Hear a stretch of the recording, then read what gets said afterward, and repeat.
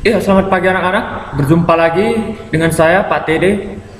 Nah, pada pertemuan kita yang ke-9 ini, kita akan membahas mengenai pengenalan dari perangkat bergerak atau mobile. Jadi sebelum kita memasuki pembahasan dan materi kita mengenai pengembangan aplikasi mobile, alangkah baiknya kita berdoa terlebih dahulu menurut kepercayaan dan keyakinan kita masing-masing. Berdoa, dimulai. Berdoa, selesai. Nah, adapun kompetensi dasar dan indikator pada pertemuan kita kali ini, kompetensi dasar yang pertama yaitu memahami teknologi pengembangan aplikasi mobile.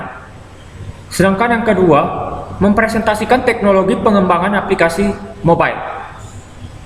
Nah, untuk indikatornya, yang pertama menjelaskan konsep teknologi aplikasi mobile, dan yang kedua menjelaskan sistem informasi teknologi aplikasi mobile, dan yang terakhir menjelaskan penggunaan perangkat lunak pengembang aplikasi mobile.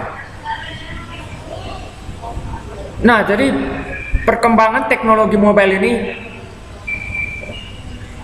merupakan suatu perangkat teknologi yang berbasis mobile atau yang biasa kita sebut dengan handphone. Nah, jadi handphone, smartphone yang kalian gunakan pada saat ini atau sekarang itu merupakan bagian dari perkembangan teknologi perangkat bergerak. Nah, smartphone pada zaman sekarang ini lebih canggih dan lebih menarik dibandingkan dengan handphone-handphone sebelumnya. Teknologi yang digunakan dalam smartphone jauh lebih canggih dengan handphone biasa, di mana di dalam smartphone itu teknologinya hampir menyamai dengan teknologi yang ada pada komputer. Nah, untuk prosedur penggunaan aplikasi perangkat bergerak, yang pertama adalah prosedur mengaktifkan Android Device Manager. Nah, secara default, Android Device Manager pada ponsel terbaru pada dasarnya sudah aktif. Contohnya seperti Xiaomi atau iPhone. Di Xiaomi itu ada yang namanya iCloud, MiCloud. Di iPhone baru ada yang namanya iCloud. Nah, pada MiCloud dan iCloud itu dia mempunyai produk tersendiri atau produk aplikasi tersendiri yang disediakan oleh perangkat atau produk tersebut. Yang kedua adalah menggunakan kunci layar.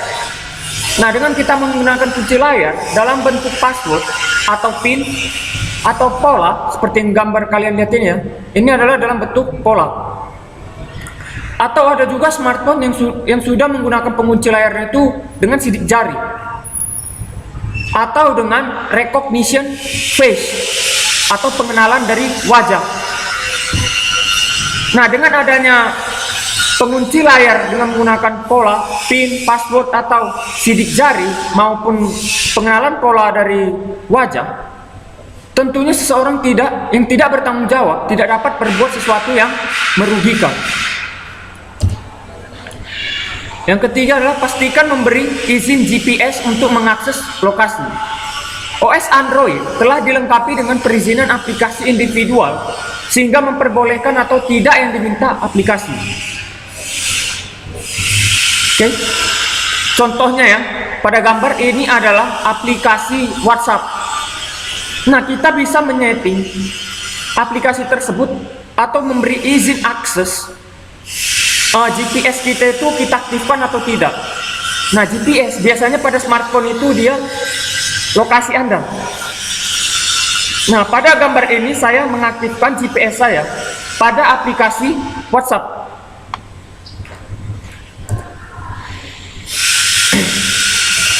Nah, pada Android ini merupakan sebuah sistem inkorporasi yang digunakan kebanyakan produk-produk smartphone pada zaman sekarang. Ada berbagai macam sistem operasi Android.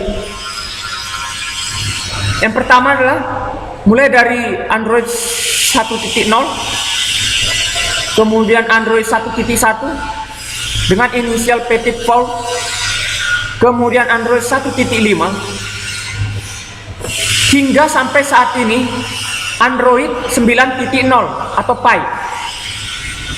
Nah, ini merupakan sejarah perkembangan sistem operasi pada Android. Nah, sistem operasi inilah yang digunakan pada smartphone yang kalian gunakan. Oke. Namun berbeda untuk Apple atau iPhone ya, iPhone. Nah, itu dia menggunakan sistem operasi sendiri. Dia menggunakan sistem operasi tersendiri. Oke. Perkembangan teknologi perangkat bergerak atau yang sering kita sebut jaringan pada perangkat mobile. Ada 1G, 2G, kemudian 3G, 4G, dan sampai sekarang itu yang sedang berkembang adalah 5G. Walaupun smartphone yang menggunakan 5G itu masih terbatas. Oke, yang generasi pertama atau 1G merupakan teknologi handphone yang menggunakan sistem analog. Jadi generasi pertama ini menggunakan teknik komunikasi yang disebut Frequency Division Multiple Access atau FDMA. Nah, teknik ini memungkinkan untuk membagi-bagi alokasi frekuensi pada suatu sel untuk digunakan masing-masing pelanggan di sel tersebut. Nah, salah satu contohnya mungkin kalian pernah melihat yang talkie-walkie, ya, talkie-walkie security atau talkie-walkie TNI. Nah, itu dia menggunakan teknologi jaringan generasi pertama atau 1G. Nah, di situ dia menggunakan yang namanya frequency division multiple access. Oke. Kemudian generasi kedua memiliki fitur CSD sehingga transfer data lebih cepat, sekitar 14,4 kilobyte per second. Anda juga dapat mengirimkan pesan teksa, tetapi fitur CSD ini akan menghabiskan biaya yang besar karena jika Anda ingin terhubung ke internet, Anda harus menggunakan dial-up yang dihitung per menit. Atau bisa dikatakan melalui telepon biasa ya, bukan telepon WA. Nah, pada saat generasi 2G ini, dia tuh sudah menggunakan yang namanya dial-up atau telepon biasa, menggunakan pulsa. Nah, contohnya handphone Nokia ini ya. Nah, sedangkan untuk yang perkembangan teknologi jaringan 3G, dia mempunyai kecepatan transfer data sebesar 144 kilobyte per second. Pada kecepatan usernya itu sekitar 100 km per jam. Kemudian mempunyai kecepatan transfer data sebesar 384 kilobyte per second. Dan kemudian mempunyai kecepatan transfer data sebesar 2 megabyte per second. Nah, teknologi untuk 3G ini mungkin pada settingan ponsel atau settingan smartphone kalian itu ada yang namanya CDMA 2000 atau WCDMA. Nah, itulah yang dinamakan jaringan 3G. Nah, pada generasi ketiga ini, salah satu contoh ponsel atau handphone yang sudah menggunakan jaringan 3G ini yaitu yang pertama kali pada handphone Nokia yang masih layar putih. Itu sekitar tahun 2001-2003 gitu. Nah, kemudian teknologi yang digunakan pada 3.5G ini merupakan sudah termasuk ke HSDPA atau High Speed Downlink Packet Access, di mana akses data selanjutnya dari 3G. HSDPA ini yang disebut dengan 3.5 generasi atau 3.5G. Nah, kecepatan dari HSDPA ini sekitar 480 kilobyte per second. Jadi dia lebih canggih dari generasi sebelumnya atau generasi 3G.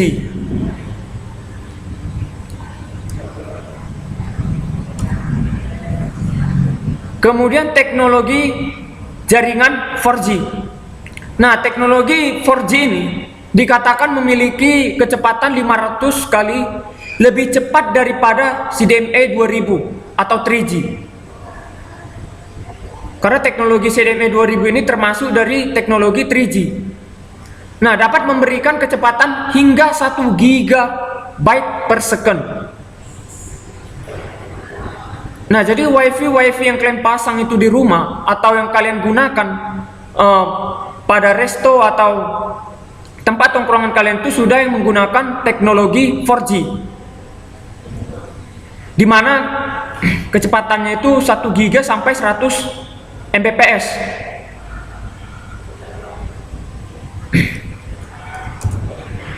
Dan yang terakhir adalah yang sedang berkembang di Indonesia itu teknologi 5G.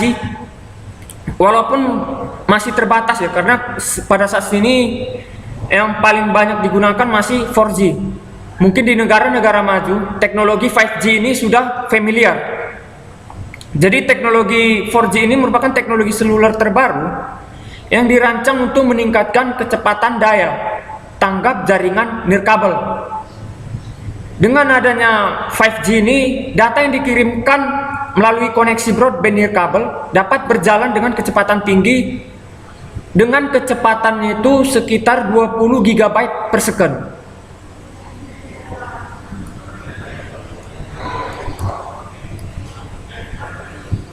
Nah, oke, sampai di sini saja dulu pembahasan kita mengenai perkembangan teknologi mobile. Nah, jika ada yang ingin mau ditanyakan, silakan menghubungi saya ya dari grup di WhatsApp atau dari chat e-learning Capdis. Sebelum kita mengakhiri pertemuan kita ini, alangkah baiknya kita berdoa terlebih dahulu menurut kepercayaan dan keyakinan kita masing-masing. Berdoa dimulai. Berdoa selesai. Oke, cukup sekian dan terima kasih.